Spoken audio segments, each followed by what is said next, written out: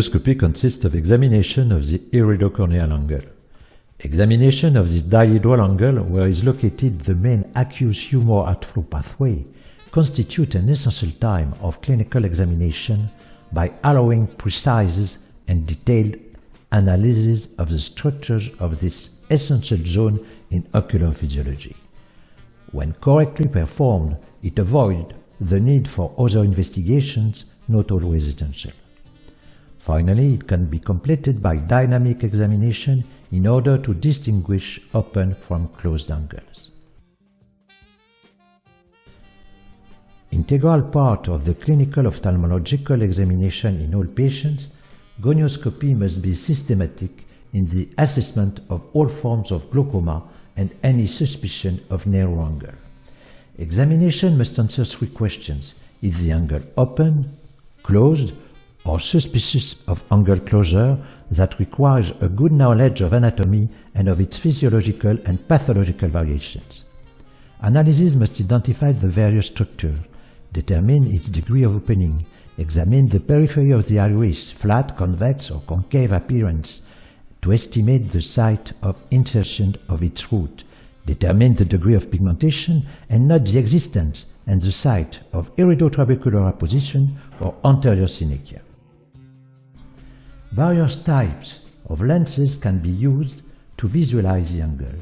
Goldmann lenses with the single mirror lens, or the smallest of the three mirror lenses. Zeiss Rich Posner 4-mirror lenses. The Posner 4-mirror lens provides maximum visibility with minimum rotation. It does not require interposition of fluid, and its 9 mm diameter allows indentation for dynamic gonioscopy.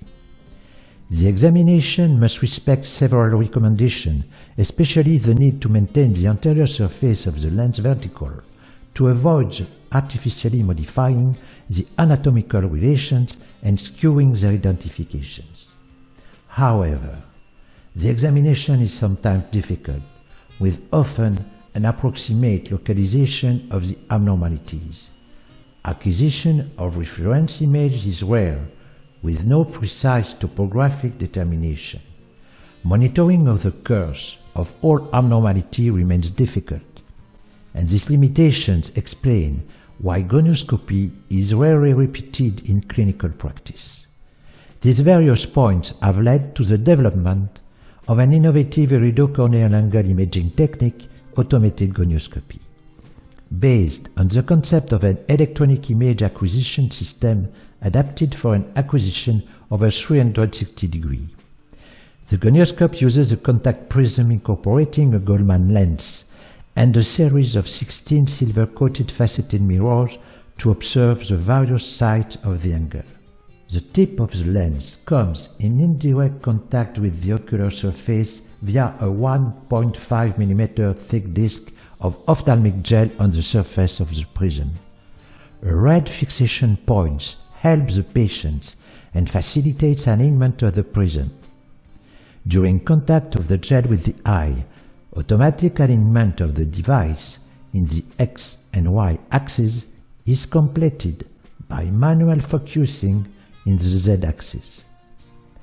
At this stage, correct alignment is facilitated by simultaneous observation of the four nasal, superior, temporal, and inferior sectors of the angle, allowing focusing for the start of the acquisition. The LED light source and the Sony camera image acquisition system use different optical channels for a quicker acquisitions. 17 images are required from each facet of the prism on a focal length of 5 mm. And here we can see in slow motion the 17 images for a facet with 2 or 3 images with a good visualization of the various structures of the angle. Real-time acquisition here is continued on all the facets of the prism. A rotary function scans all facets of the mirrors in order to acquire images of each person of various focal planes. Image acquisition is performed on a depth of 5 mm due to the fact that the corneoscleral limbus and iridocorneal angle are not circular thereby ensuring optimal acquisition of a sharp image of the angle over its entire circumference. At the end, images of the various focal planes can be examined for each facet. High-resolution images obtained are used to analyze the anatomical landmarks of the angle, assess its degree of opening, observe the periphery of the iris, and determine the degree of pigmentation.